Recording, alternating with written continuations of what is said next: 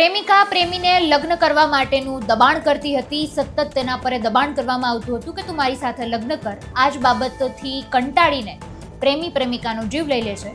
તેને ટ્રેનના પાટા વચ્ચે દેવામાં આવે છે. નમસ્કાર, આપની સાથે હું આકાંક્ષા. તમે જોઈ રહ્યા છો રાજકોટ. ગોંડલની વાત છે. ગોંડલમાં 45 વર્ષીય જે એક પરિણીતા છે, એ પ્રેમિકા લગ્નની જીત કરતી હતી. એનો જે પ્રેમી છે 25 વર્ષનો છે. એ કંટાળીને પ્રેમિકાને કાયમી માટેની શાંતિ આપી દે છે. પોતે એમાંથી છૂટી જાય છે અને એક ખોફનાક વિચાર તેના મનમાં આવી જાય છે. પ્રેમિકાને ગુંદાળા રેલવે ટ્રેક પાસે તે મળવા માટે બોલાવે છે. ટ્રેન હેઠળ તેને ફેંકી દેવામાં આવે છે અને તેની હત્યા કરી દેવામાં આવે છે. હાલ સમગ્ર મામલે રેલવે પોલીસે આરોપી પ્રેમી પ્રકાશ સોલંકીની ધરપકડ કરીને વધુ તપાસ હાથ ધરી છે. પોલીસે આરોપીની ઘટના સ્થળ પર લઈ જઈને રિકન્સ્ટ્રક્શન પણ કરાવ્યું હતું. આરોપી પ્રકાશ તેની પ્રેમિકા રાત્રે 11:30 વાગ્યા આસપાસ રેલવે સ્ટેશન પર મળવા માટે આવે છે. પ્રેમી તેને બોલાવે છે મળવા માટે. તેના સીસીટીવી ફૂટેજ પણ સામે આવ્યા છે. આ પછી ચાલીને આગળ ગુંદાળા ફાટક નજીક તેઓ પહોંચ્યા હતા અને જ્યાં બંને સાથે રેલવે ટ્રેક પર બેઠા હતા. રાત્રિના 1:30 વાગ્યા આસપાસ જ્યારે ટ્રેન આવી ત્યારે પ્રેમિકા ત્યારે જ્યાં બેઠી હતી એ જ્યારે મળવા માટે બેઠા અને પછી એ લોકો બેઠા હતા. એટલે પછી જ્યારે ટ્રેન નજીક આવતી હતી એટલે પ્રેમીએ પ્રેમિકાને ત્યાંથી થોડું દૂર જવા માટે કીધું. એવું કહીને તે ત્યાંથી ઊભો થઈ જાય છે અને પછી જ્યારે એકદમ ટ્રેન નજીક પહોંચી જાય છે એટલે ટ્રેનને આડે પ્રેમી જે છે એને ધક્કો મારી દે છે અને તેનો જીવ લઈ લે છે. અત્યારે સમગ્ર મામલે ધરપકડ કરવામાં આવી છે, રિકન્સ્ટ્રક્શન કરવામાં આવ્યું છે અને આ દિશામાં વધુ તપાસ પણ હાથ ધરવામાં આવી છે.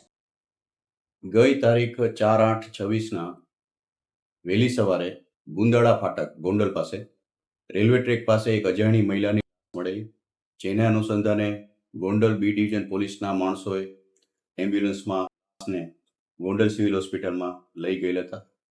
જે હદ વિસ્તાર ખરેખર રાજકોટ રેલવે પોલીસ સ્ટેશન વિસ્તારનો હતો, જેથી તાત્કાલિક ગોંડલ આઉટપોસ્ટના પીએસઆઈ તથા સ્ટાફ ગોંડલ સિવિલ હોસ્પિટલ ખાતે જતા ત્યાં તાત્કાલિક મરનાર બેનની ઓળખ કરાવી. મરનાર બેનનું નામ મંજુબેન, વાઇફ ઓફ વિનુભાઈ બારૈયા, ઉંમર વર્ષ 44ના, પોતે ગોંડલ વોરા કોટડા રોડ ઉપર રહેતા હોય, જેની ઓળખ થતા તાત્કાલિક એડીનો બનાવ જાહેર કરી, જેને અનુસંધાને મહિલા બેનનું ઇન્ક્વેસ્ટ પંચનામું કરતા જેમાં તેના માથાના ભાગે તથા બંને હાથમાં ઈજાઓ થયેલ હોય, જે શંકાસ્પદ જણાતા તાત્કાલિક રાજકોટ ફોરેન્સિક વિભાગ સિવિલ હોસ્પિટલ ખાતે તેનું પીએમ કરાવવામાં આવેલ બાદ આ બાબતે એસપી સાહેબની સૂચના આધારે બનાવના મૂળ સુધી પહોંચવું ખૂબ જરૂરી હોય, જેથી રાજકોટ રેલવે પોલીસ સ્ટેશનના પીએસઆઈ વાળા તથા પીએસઆઈ જાડેજાની અલગ અલગ ટીમો બનાવી ડિસ્ટાફને સદરુ બેનના રહેણાંક મકાન તથા ગોંડલ રેલવે સ્ટેશન આજુબાજુના વિસ્તારમાં જ્યાંથી બહેનની લાશ મળેલી તે વિસ્તારમાં કેમેરા ચેક કરવા માટે બનાવેલી ટીમ, જેને અનુસંધાને આગલી રાતે સદરુ બેનની સાથે એક અજાણ્યો ઈસમ જોવામાં આવેલો, જેથી તાત્કાલિક બેનના પરિવારમાં તેની જે દીકરી છે પાયલબેન, તેમને આ બાબતે પૂછતા તેમણે એવી વાત કરેલી કે આ જે ઈસમ છે એનું નામ પ્રકાશ કિશોરભાઈ સોલંકી, જે ભગવતપુરા ગોંડલનો રહેવાસી છે અને છેલ્લા 2-3 વર્ષથી સદરુ બેન મંજુબેન સાથે તેને પ્રેમ સંબંધ છે. મંજુબેન પોતે પોતાના પતિથી અલગ રહે છે, એકલવાયુ જીવન જીવે છે અને ઘણા સમયથી આ પ્રકાશ સાથે તેને ઝઘડાઓ પણ થાય છે.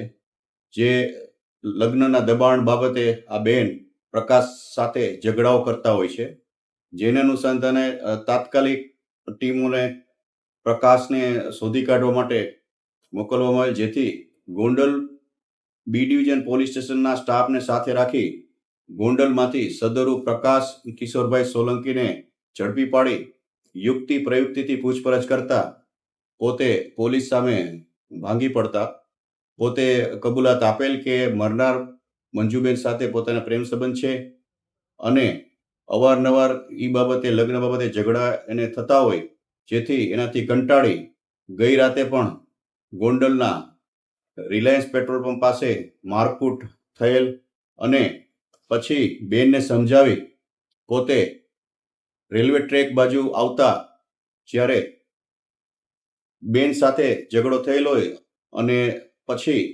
અચાનક આ પ્રકાશને એવો વિચાર આવેલો કે સામેથી ટ્રેન આવે છે તો આ બેનને સમજાવી ત્યાં લઈ ગયા ટ્રેક પાસે અને ચાલુ ટ્રેનમાં સાઈડમાંથી બેનને ધક્કો મારતા આ બેન ટ્રેન સાથે ભયંકર અથડાતા તેને માથામાં તથા હાથમાં ગંભીર ઈજાઓ થયેલ છે અને એનું મોત નીપજેલ છે, જેથી આ બાબતે સદરુ એડીનો બનાવ માં કન્વર્ટ થયેલ છે, જેથી રાજકોટ રેલવે પોલીસ સ્ટેશનમાં તાત્કાલિક મર્ડરનો ગુનો દાખલ કરી તપાસ સંભાળતા સદરુ આરોપીને અટક કરવા ઉપર અને બનાવને અનુસંધાને પુરાવા મેળવવા ઉપર અને આરોપીના નામદાર કોર્ટમાંથી પોલીસ રિમાન્ડ મેળવવા ઉપર હાલની તપાસ ચાલુ છે.